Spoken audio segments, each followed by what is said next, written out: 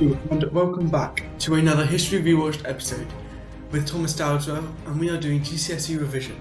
Today is the 17th of March, and we are looking at migrants in Britain, who else settled in England during the early modern period, and then we're also going to look at migrants, the authorities, and the existing population. So you've got two sections to cover this episode, but we can blast through that in the 10 to 15 minutes that we have this episode. So, without further ado, let's jump straight into it, and be sure to check out the end of the video to find out all our news, which we've got quite a bit of, and also our social media links. We'll see you in a bit. Okay, so let's get started with who else settled in England during the early modern period. So, as you know, England in the early modern period was a safe haven for Protestant migrants escaping religious persecution. It was also home to people brought to the country because of growing trade links with the rest of the world. But these were not the only migrant groups that came to England at this time. Who else came? Were they voluntary migrants, or were they pulled to start a better life in England? So let's have a look at Scottish migrants first. Scots made an important contribution to England's growing economy. Most Scottish migrants lived in the north of England. There were a large number of worked as coal miners or joined ships carrying coal. Many Scots migrated south of the border for seasonal work, working as labourers on farms in the summer and then returning to Scotland in the winter. Some Scots were recruited as soldiers. This happened more after 1603, when Scottish and English soldiers were fighting for the same monarch. Most Scottish migrants to England were economic migrants. They had skills that were in demand in England, and it was relatively easy for them to make themselves a home in the English society. This made the move more straightforward for them than it was for other migrants.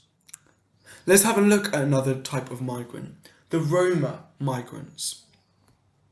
So Roma people lived a nomadic lifestyle, which meant they were moving place to place. They never had a settled area. Roma groups had travelled from northwest India to the Balkans in southeast Europe by the beginning of the 14th century. When the Balkans were invaded, they started to migrate west, and they arrived in England in the late 15th and early 16th century. So, Roma came to England after the Balkans were invaded, and they were forced to leave because of the wars, but they also came to England to escape persecution by those who did not like their nomadic lifestyle. Many Roma claimed to be on pilgrimage, visiting holy places in England to gain forgiveness for their sins. However, it's widely accepted by historians that this was a way for Roma groups to gain access to towns without being seen as a threat. Once they arrived in England, they set up temporary camps in carts on common land and in forests. They worked as pot menders and peddlers, travelling and selling goods door to door. Some also worked as herbalists, using plants to heal people. They often provided entertainment for all levels of society, telling fortunes of playing music and singing. Their nomadic way of life made them stand out from the rest of the population, as most people did not travel far and many did not leave the villages they were born in. The readmission of Jews. In 1655, during the interregnum period, which is what we covered last episode, a Portuguese rabbi, the person who leads a Jewish congregation in worship, writer and diplomat named Minister Ben Israel, arrived in London and persuaded Oliver Cromwell to hold a conference to discuss whether Jews should be readmitted to England. So, as you may remember, in 1290, Jews were expelled from England by Edward I. So we're now in 1655. So that's 400 years later, and they're trying to ask to get it back. In 1492, Jews had been expelled from Spain, and many had migrated to Amsterdam in the Low Countries, helping to turn it into one of Europe's busiest ports. Cromwell, who was sympathetic to the Jewish cause, saw the return of the Jewish communities, and he saw that they could bring great financial benefits to England too. In December 1655, a conference of important English merchants, lawyers, military and religious leaders concluded that there is no law against their Jews coming. They decided that the Jews had originally been expelled by a royal decree issued by Edward I and not by an official action by Parliament. This meant that the expulsion was a personal decision by the king and not a law. As a result, Jews were able to return to England. So Jews settled in Aldgate in London, building a small synagogue within a year. As more Jews arrived, this area became a large Jewish community. By 1700, the Jewish population in England had grown to around 8,000 people, many in London. But there were also small Jewish communities in ports of Liverpool, Hull and Portsmouth. Jewish workers often worked in finance and trade, mainly because, as in the medieval period, they faced restrictions. For example, Jewish were not allowed to join the army, go to university, or become lawyers. So, we're going to have a quick break here, and then we're going to come and have a look at migrants, the authorities, and the existing population. So, we'll see you after the break in just a second.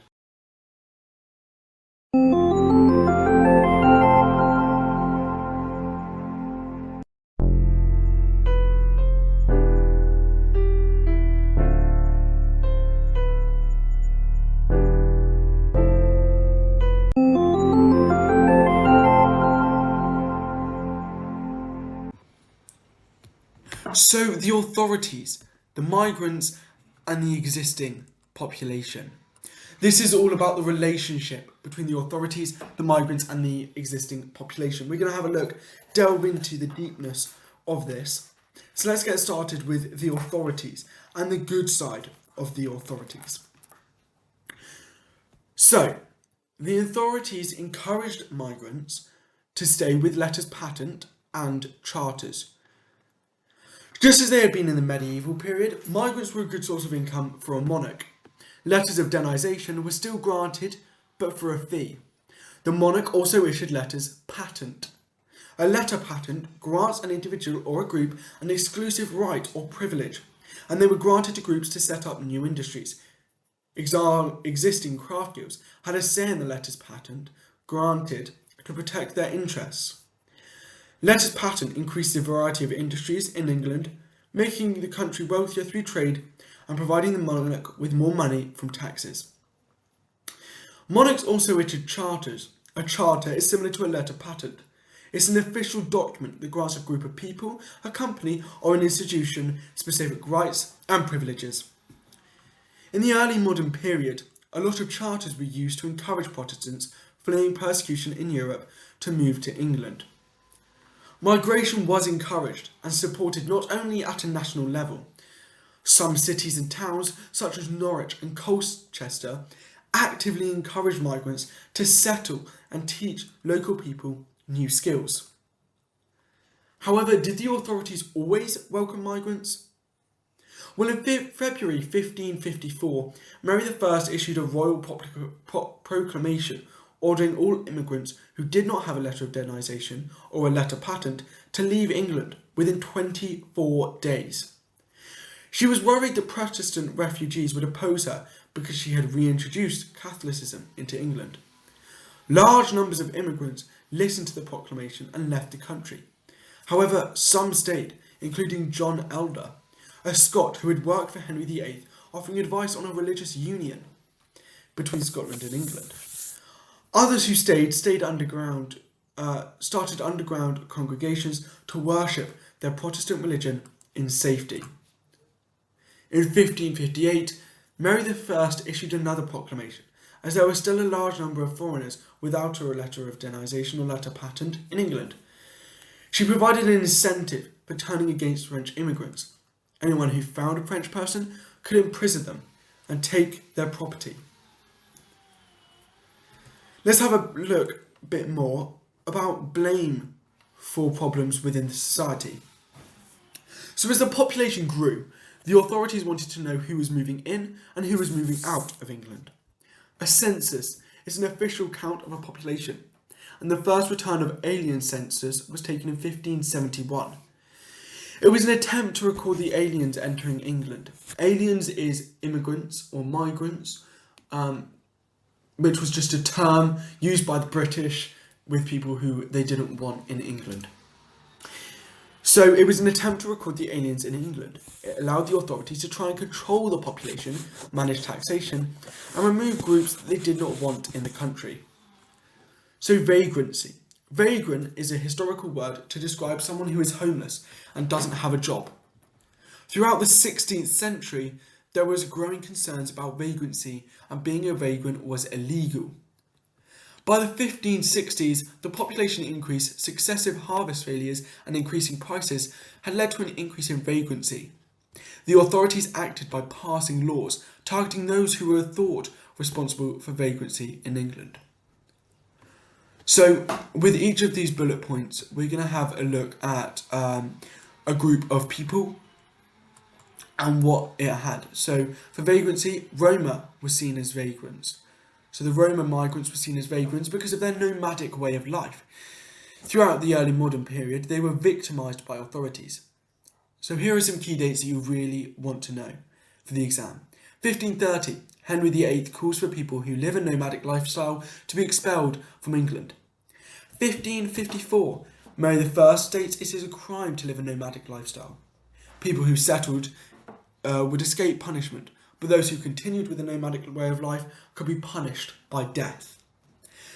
1562, Elizabeth I allowed nomads who were born in England to stay, but they had to settle and stop their nomadic ways.